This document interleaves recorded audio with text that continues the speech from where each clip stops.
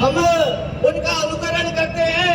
हम बड़े गर्व से कहते हैं कि वो हमारे पूजनीय है, हमारे मार्गदर्शक हैं, हमारे अनुकरणीय हैं।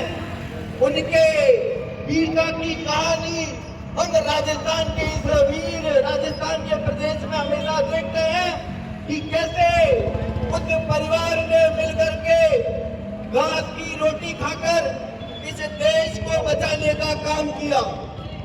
साथियों, हम नहीं भूलेंगे उस खानवा के मैदान को जहां 80 घाव लगने के बावजूद भी इस देश को बचाने के लिए राणा सांगा ने अपने प्राणों का बलिदान दिया।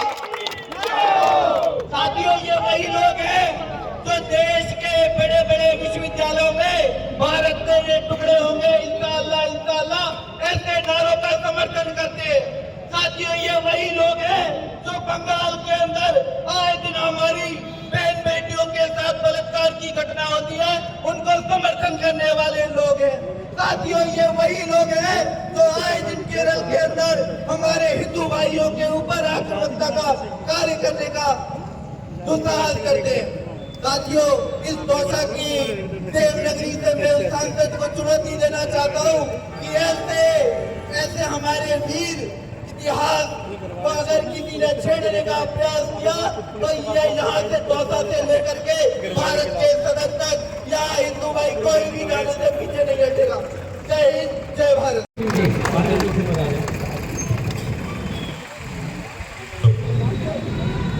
द्वंद कहाँ तक पाला जाए, युद्ध कहाँ तक टाला जाए, तू भी है राणा का वंशज, बाला कहाँ तक है।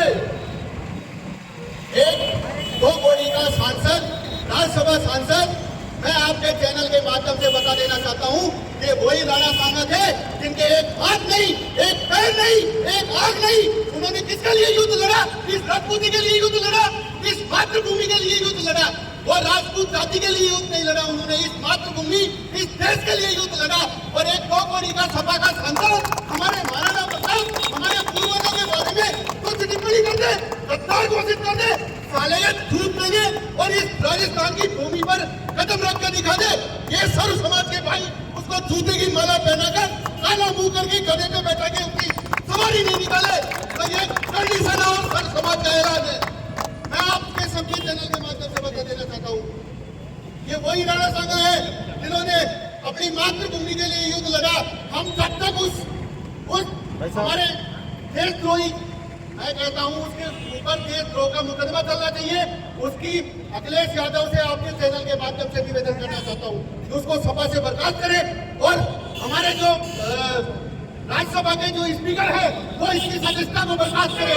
जब तक हम उसको माफ नहीं करेंगे, जब तक हमारे बसवा स्थित राणा सांगा के कबूतरे में आकर नाक रगड़ कर माफी नहीं मांगेगा, तब तक हम उसको माफी नहीं करेंगे। बोलिए राणा सांगा अमर रहे, राणा तेरा ये बलिदान,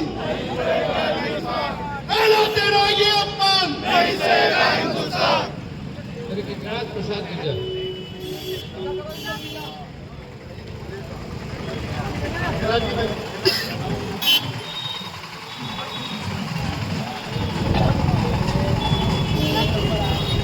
प्रसाद और उनको धूल चटा करके और अपनी आजादी का डंका बजाते रहे।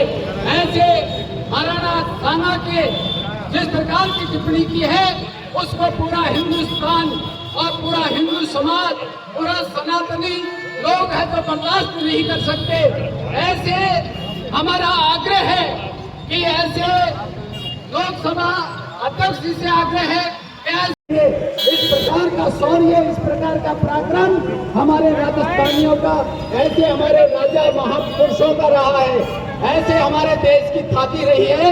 तो हम निश्चित रूप से हम आग्रह करते हैं कि इस प्रकार की घिनौनी हरकत टिप्पणी करने वाले ऐसे दुष्ट राजनेताओं को सबक सिखाना चाहिए।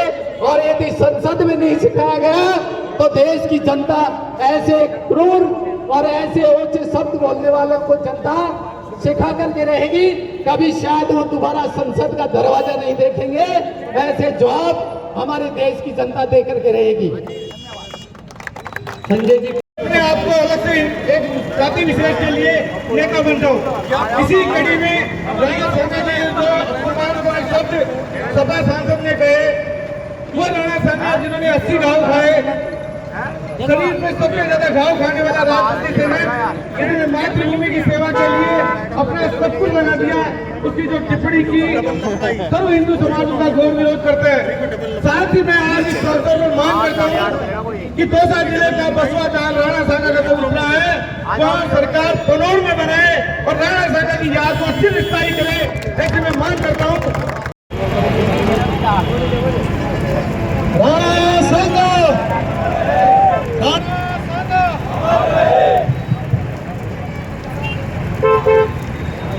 इससे पहले के वक्ताओं ने जो अपनी व्यथा की हम सब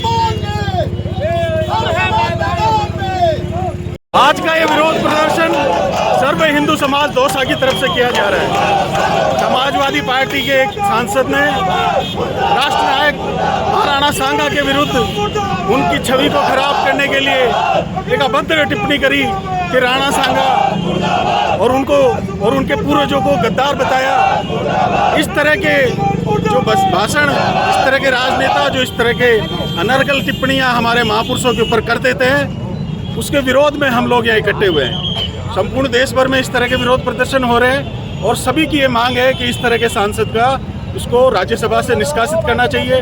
हम लोग इसके खिलाफ ज्ञापन भी दे रहे हैं, जगह जगह प्रदर्शन भी कर रहे हैं और हमारी एक ही मांग है कि इस तरह के जो लोग हैं जिनकी संकीर्ण मानसिकता है, कुछ भी बोल देते हैं महापुरुषों के खिलाफ, बहुत दिनों से इस तरह से देखा जा रहा है कि बिल्कुल नहीं सोचते हैं, सिर्फ तुष्टीकरण की राजनीति के लिए, एक विशेष वर्ग को खुश करने के लिए, उनके वोटों के लिए, ये राष्ट्र के नायकों को भी बीच में घसीटने से, कीचड़ में उछालने से ये बाज नहीं आते। ऐसे लोगों को सबक जनता तो सिखाएगी चुनाव में, पर इस तरह के विरोध प्रदर्शन हम लोग कर रहे हैं और आगे भी अगर इस तरह की कोई बात रही और अगर इसके खिलाफ कार्रवाई नहीं हुई तो हम लोग और भी इस तरह के आंदोलन जगह जगह देश भर में उग्र आंदोलन करेंगे। मैं आपके माध्यम से बता देना चाहता हूँ, अब हम बर्दाश्त नहीं करेंगे। जिस तरीके से आपने देखा, कल हम आगरा में थे, उसके सांसद के आवास तक पहुंचे, अब नहीं छोड़ेंगे। बार बार राजपूत को सॉफ्ट टारगेट किया जाता है। इनकी हिम्मत कैसे हो जाती है राजपूतों पर? बार बार जो भी कोई अलग खेरा नद्दू खेरा जो भी आता है बकवास करके चल जाता है। इस बार हम नहीं छोड़ेंगे। सीधा सीधा आपके चैनल के माध्यम से बता देना चाहता हूँ, अखिलेश यादव उसको सपा से बर्खास्त करे और कोई भी पार्टी उसको अपनी पार्टी में सदस्यता नहीं दे। और सीधा सीधा मैं आपके माध्यम से बता देना चाहता हूँ कि राज्यसभा सांसद पे जो इसकी सदस्यता भंग की जाए, उससे नीचे हमारा कोई समझौता नहीं। और जब तक हमारे राणा सांगा के स्थित बसवा स्थित चबूतरे पे आके नाक रगड़ के माफी नहीं मांगेगा, हम उसको कतई नहीं छोड़ेंगे। जूत देंगे, जूतों की माला पहनाएंगे, कतई बर्दाश्त नहीं करेंगे। लेकिन डिम्पल यादव का एक बयान सामने आया कि ऐसे कर्ण सैनिकों को जेल में डाल देना चाहिए। मैं बता देना चाहता हूं, ऐसे समाजवादी पार्टी के गुंडों को भी जेल में डालना चाहिए। कल हम वहाँ पे हजारों की संख्या में थे, आपको पास वीडियो नहीं है, मैं वीडियो दे देता हूं। हमारे ऊपर समाजवादी पार्टी के गुंडों द्वारा ईंटें बरसाई जाती है कर्णी सैनिकों के ऊपर। युवा आक्रोशित नहीं होगा तो क्या होगा? बताइए, आपसे मैं सवाल करता हूं।